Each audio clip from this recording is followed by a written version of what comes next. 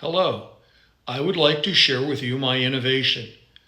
I invented a unique incubator to help most of the wee babies in the world to survive their first 28 days of life.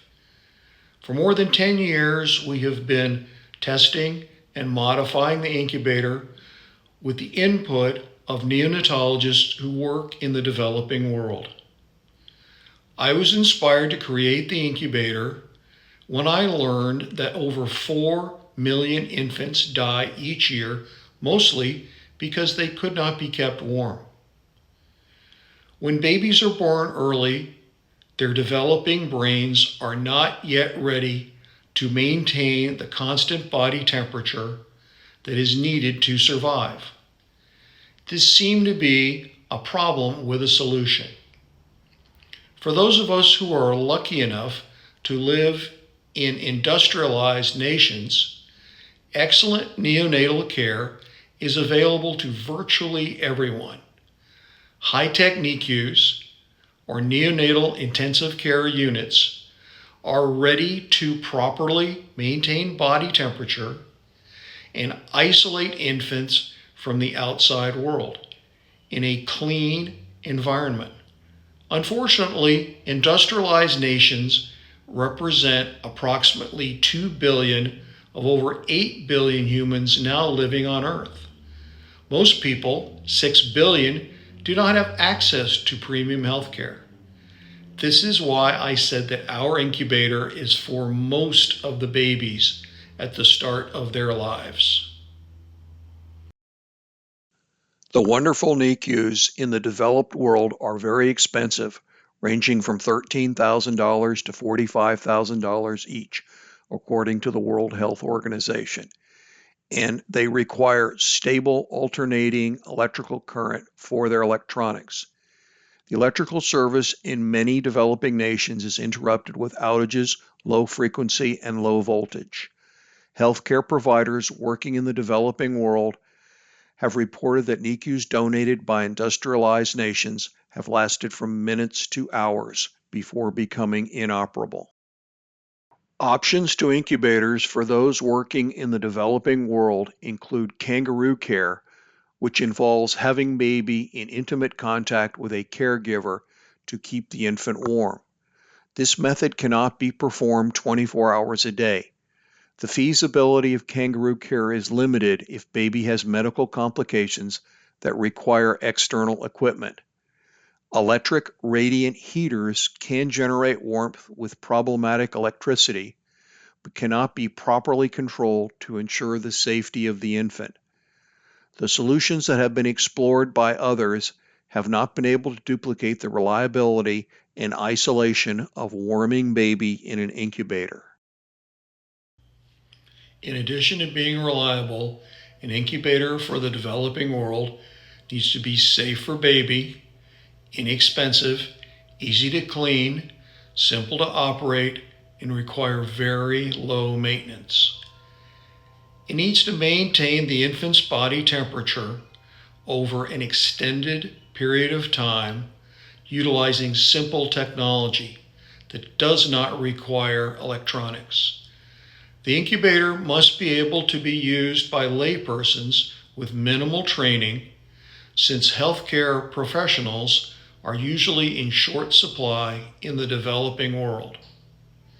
I am a naval architect and marine engineer who spent my life designing and building boats and ships.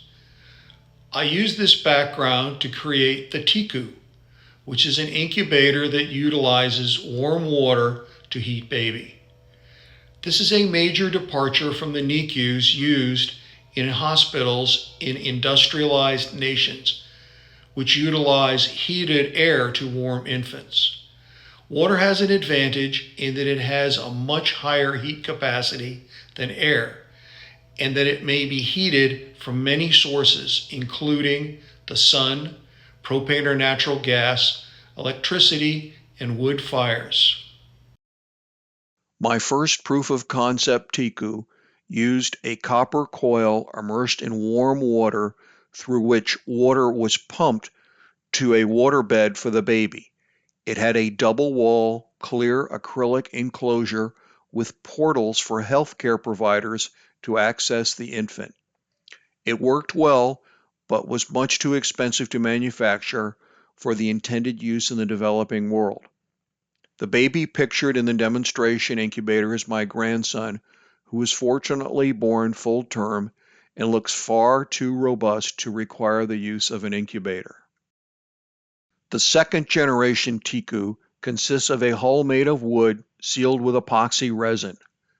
Warm water is poured into a cavity in the hull that is topped with an aluminum plate, which transfers heat from the water into a mattress filled with warmth-retaining flaxseed.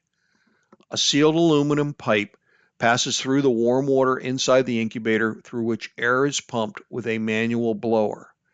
This warm air is delivered to the interior of the incubator.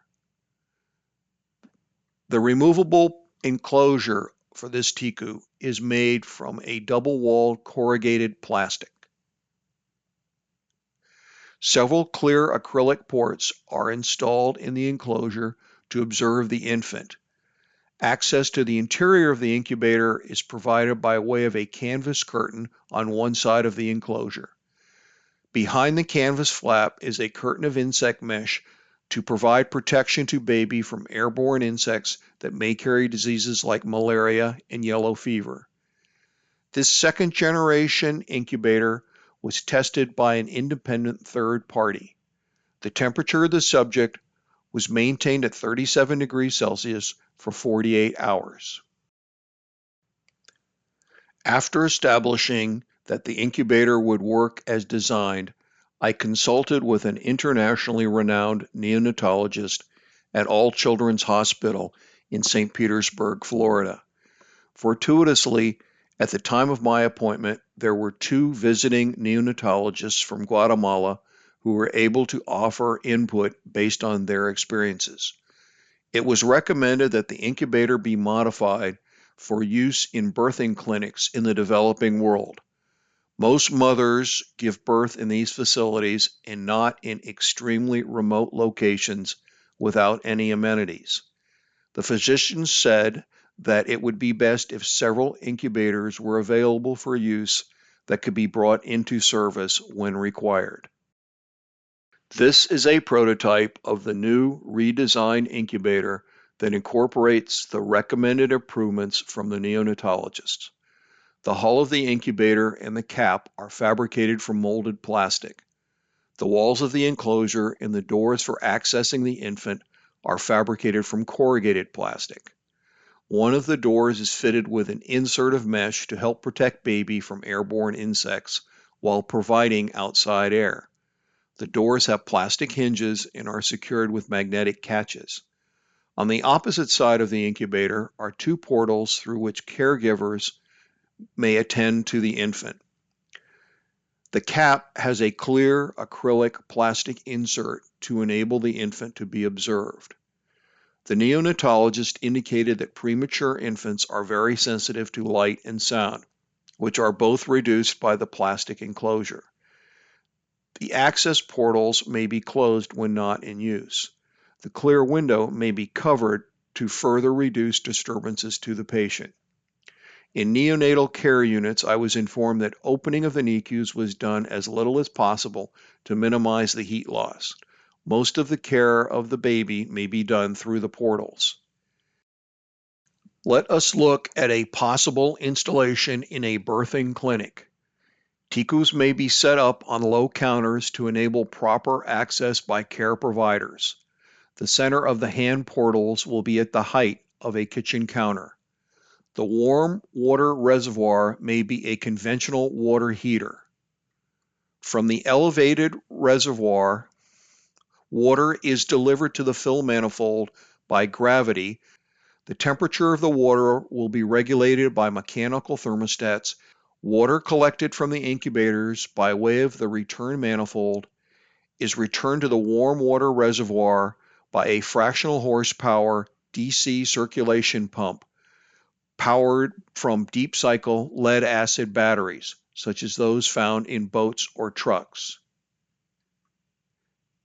The installation shows 2 incubators, but several incubators may be served from the warm water reservoir since each unit has a capacity of only 30 liters or 8 gallons. Each incubator may be brought into service by opening valves on the fill and return lines. All piping and control valves will be made from PVC pipe. Water in the reservoir is heated by whatever method that is best for each clinic. The batteries for the circulation pump may be charged by solar or wind power. If these sources are unavailable, batteries may be charged with the alternator of an automobile, truck, or boat.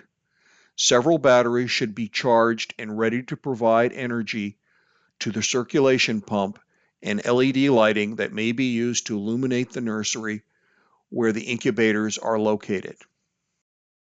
To provide Tiku incubators to a birthing clinic in a developing nation, it is strongly suggested that all components for a complete and proper installation be kitted and packed in a sealed shipping container for transport. The Tiku incubator has been designed for use in areas where conventional incubators may not be used. In addition to developing nations, this includes places that are temporarily or permanently impacted by natural disasters or war. Regardless of what nature or our fellow humans inflict upon us, life goes on. Mothers give birth to babies who need medical care. The Tikus are ideally suited as a temporary to permanent option for refugees.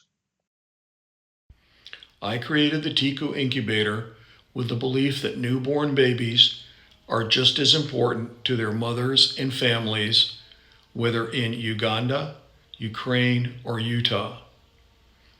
All of those wee ones deserve an equal chance at life, regardless of where they enter the world. Instead of receiving well-intentioned gifts of incubators from industrialized nations that do not function in their circumstances, developing nations deserve a specially designed product that works for them. The Tiku is ready for production and delivery to those who may benefit from it. Designs for the World will work with physicians, nurses, midwives, clinic administrators, and local legislators to implement installations of the Tiku incubators.